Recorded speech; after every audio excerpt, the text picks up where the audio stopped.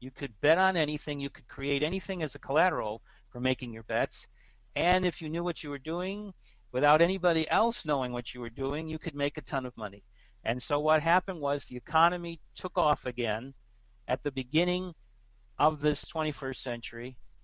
The result of this was the overheating that had occurred between 91 and 97 that had caused a partial collapse was leading now to an even worse collapse. Finally, even the most insanity of financial aspects that was going on, every form of derivatives and all forms of financial instruments were flowing back and forth, not only in Wall Street, but also they were flowing throughout the world. China was buying these things and creating them through Hong Kong and various other banks. Japan was doing it. All the major countries in Europe were doing it. And as I said, the United States as well as Canada were busy in this little game. The result was a global casino with no rules. Now, if you are spending money with no money to really put in, but stuff you're creating, sooner or later, as they say, much of nothing creates nothing. And that's what happened. In 2008, they had overheated everything involved with this process, that the result was it began collapsing. And their grand plan was for this not to collapse until the entire rest of the scheme that we just briefly outlined was totally in place. So what happened was the banks fell. The major federal banks like Fannie Mac and Fannie Mae fell, which are involved with the whole process in the United States of what are called FHA loans, which are for veterans, and those that are involved with just average people being able to get a loan without any real income so they can have a house. So people were not just getting houses, they were getting houses bigger than, even if they could be a part of a regular system, they would never be approved for a mortgage. So the system was overheating, and it was overheating not only here in the United States, it was overheating in Europe, in Canada, in China, in Japan, in Australia, everywhere around the world, in South Africa, everywhere. The entire world was seeing a massive implosion from this unbelievable overheating. So what happened, as it says here, the roof began falling in.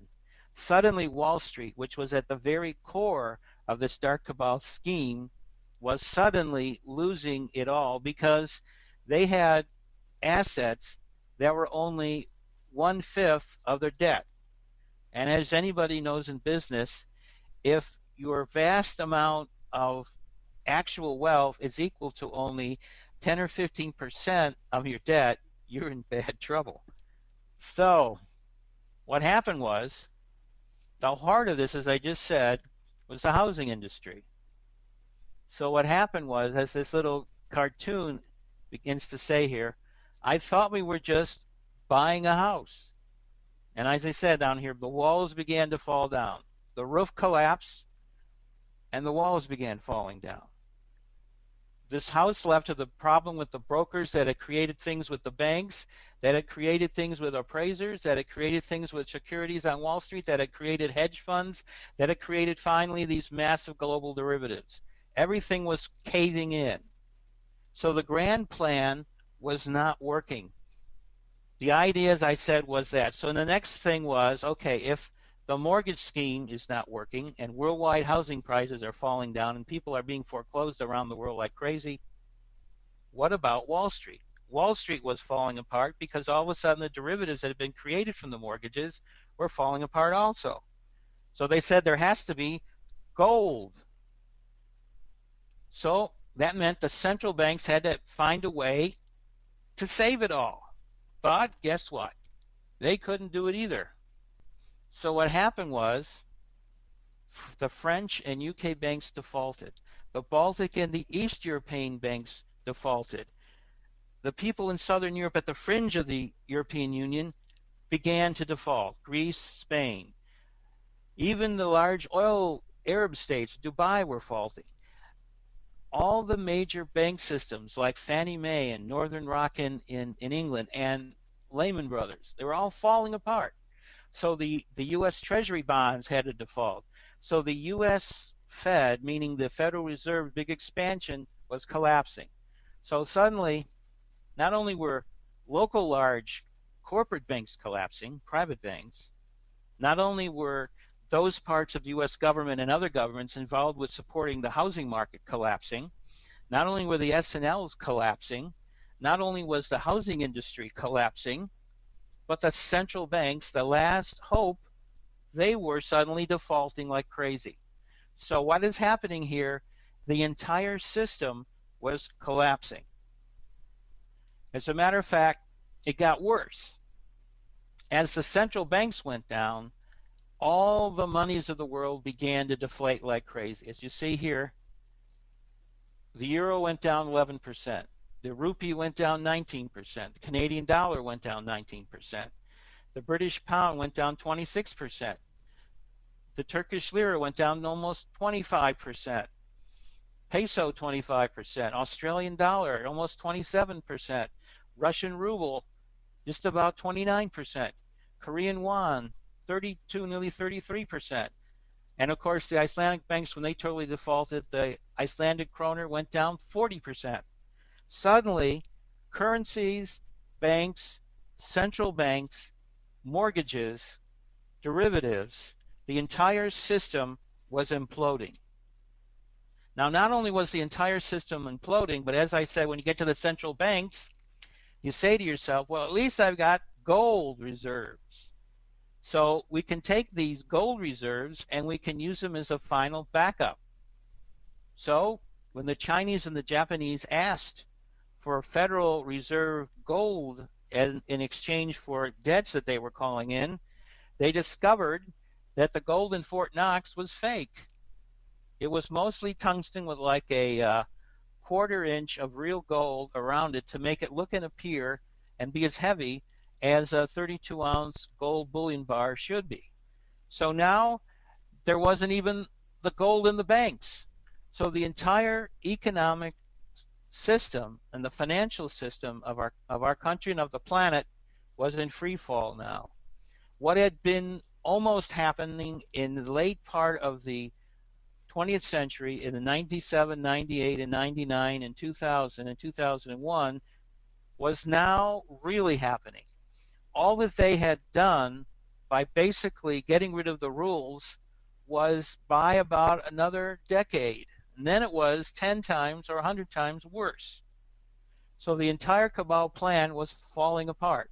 Now, not only was this falling apart, but corporate greed during the course of this was not only in the banks, not only in the system of how this world's economy was put together, but every major industry on this planet was at a level of greed that was almost unbelievable.